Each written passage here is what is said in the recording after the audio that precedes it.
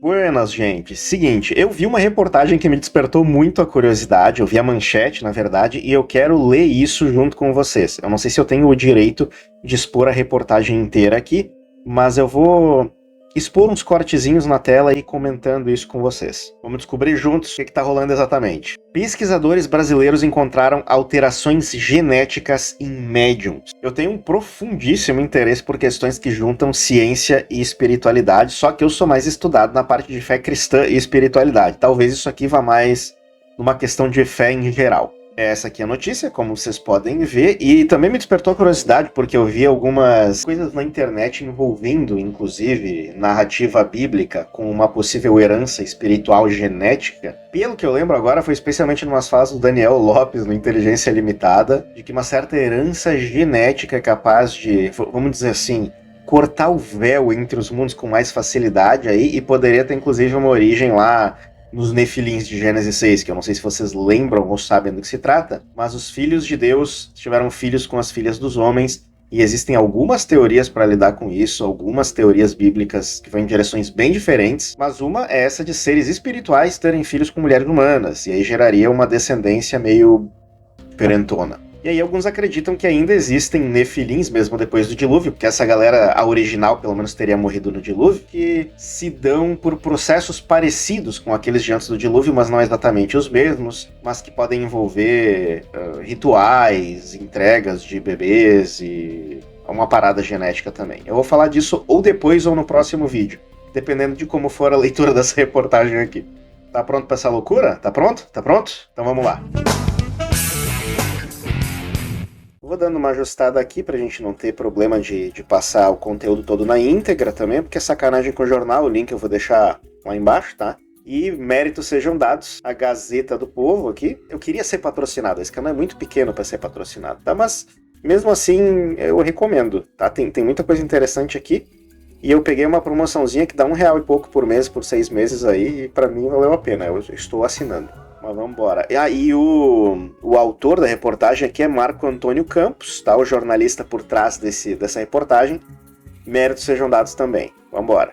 Começamos com uma imagenzinha aqui de médiums entrando em contato com almas dos que se foram, imagino, ou qualquer coisa assim. Acho que aqui tá bom, né? Vocês vão acompanhando apenas os recortes comigo aqui enquanto a gente conversa. Um time de pesquisadores de 3 universidades aqui, da USP, da Federal do Rio Grande do Sul e da Federal de Juiz de Fora, se propôs a descobrir se pessoas com alegadas capacidades mediúnicas têm algo de diferente no seu genoma, em comparação com o restante da população. Eu sempre tive essa curiosidade, bem na sinceridade. O ser humano é uma integralidade. Se a gente escolhe entender que o ser humano tem um lado espiritual também, eu acho que ele vai estar ligado com o corpo físico.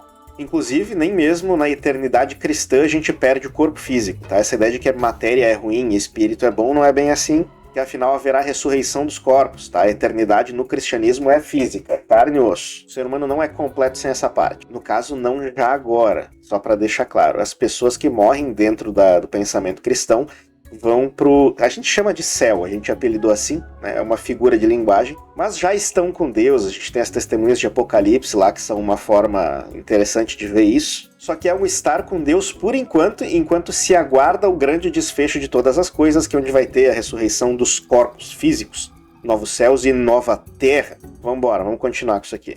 A minha cabeça fica abrindo uns alt-tab mesmo, mas é isso aí, vamos continuar a conversa. E isso já se tornou artigo publicado, então, na Revista Brasileira de Psiquiatria. Deixa eu dar uma olhadinha aqui. Beleza. Aqui nós temos o artigo publicado, então, isso pode ajudar. Eu vou deixar aberto aqui, para caso seja útil. A ideia foi de Wagner Gatas, do Laboratório de Neurociências da Faculdade de Medicina da USP. Eu acho que é quem estava coordenando o projeto. Ele e seus colegas já haviam avaliado se havia algo particular relativo aos médiums em termos de distúrbios mentais. Não há. É interessante porque médium vê e ouve coisas que as outras pessoas não veem e ouvem, né? Eu acho que intuitivo seria pensar em distúrbios mentais mesmo. Esquizofrenia aqui. Médium é tudo esquizofrênico. Mas então constatou-se de que não é o caso, tá? Esquizofrenia e outros distúrbios mentais não são fatores comuns a médiums. Eles vão citar ainda que já se fez outros estudos nessa direção, mas nunca se encontrou nenhum resultado consistente, nenhuma literatura com um argumento consistente. Não queríamos provar que a mediunidade existe, queríamos estudar uma característica das pessoas que se dizem médiums, para ver se componentes genéticos explicam essa característica. Tá, entendi. Encontrar uma característica comum e ver se fatores genéticos explicam isso aí. Isso foi em entrevista com o próprio Gattaz aqui. Eu não sei pronunciar o sobrenome dele, no caso. O experimento foi feito em 2020-21, faz um tempinho já. 54 pessoas com habilidades mediúnicas reconhecidas, dá para reconhecer cientificamente, que tinham mais de 10 anos de atividade e que não recebiam por isso. Tá, sem fins lucrativos é um negócio que ajuda, né? Porque quem tá ganhando dinheiro com esse papo aí pode ser charlatanismo, pode ser um monte de coisa. Mas deve ser com habilidades reconhecidas por pessoas, por clientes. O segundo grupo era formado por parentes de primeiro grau desses médiums, irmãos, então irmão homem com irmão homem, preferencialmente, daí irmão homem com irmã mulher, por exemplo, e vice-versa, pais, filhos e meio-irmãos, resultando em 53 pessoas. 2 dos médiums eram irmãos gêmeos idênticos, bastando um parente para comparação. 2 dos médiums eram irmãos gêmeos idênticos. Isso é bem legal, porque se a gente está falando de genética, irmãos gêmeos idênticos é uma coisa interessante de se analisar, e um é médium, outro não. Talvez isso até tirasse da jogada, por assim dizer, a influência da genética ou o tamanho da importância dela, mas vamos ver.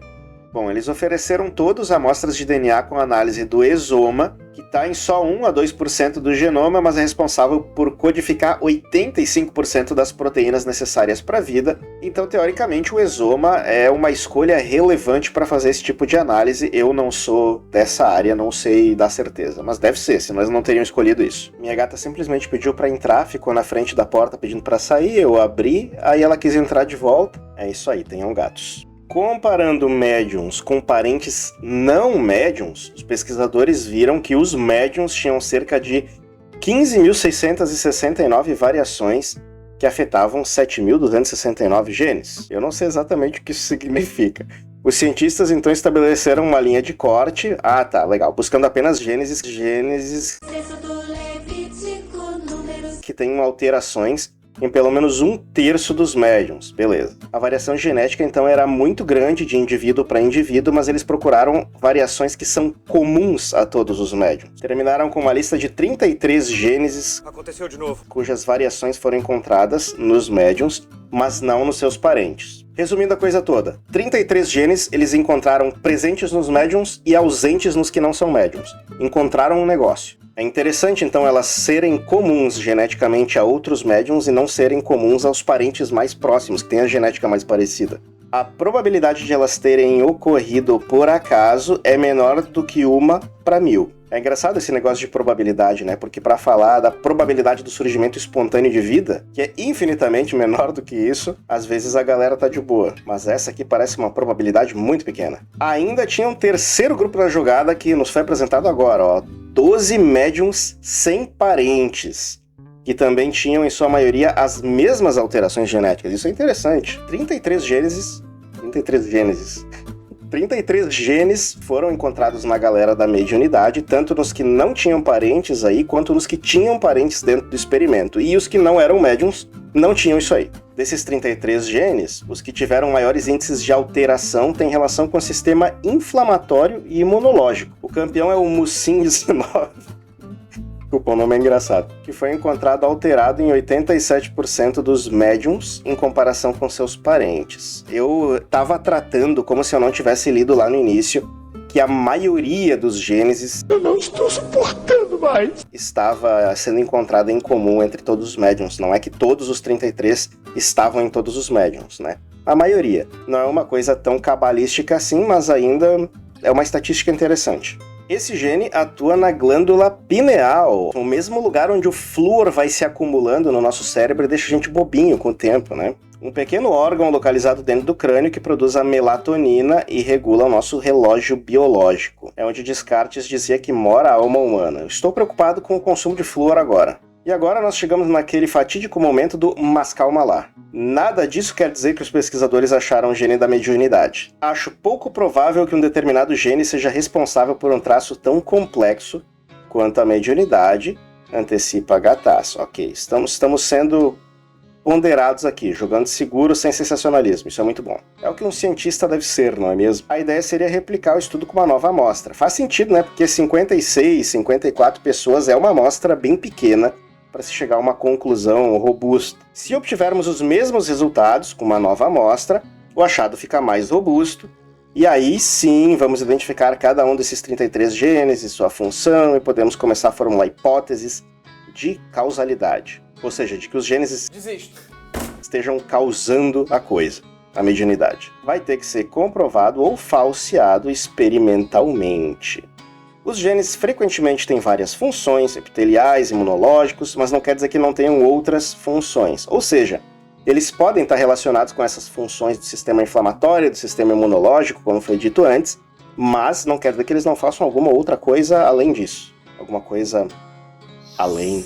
Tá bom, é basicamente uma proposta em desenvolvimento. Acho que daria para comentar algumas coisas sobre isso aí. Primeiro, os médicos falaram que os genes não necessariamente estão relacionados com a questão da mediunidade, mas é uma coisa que está se começando a pensar e se começando a analisar. E esses genes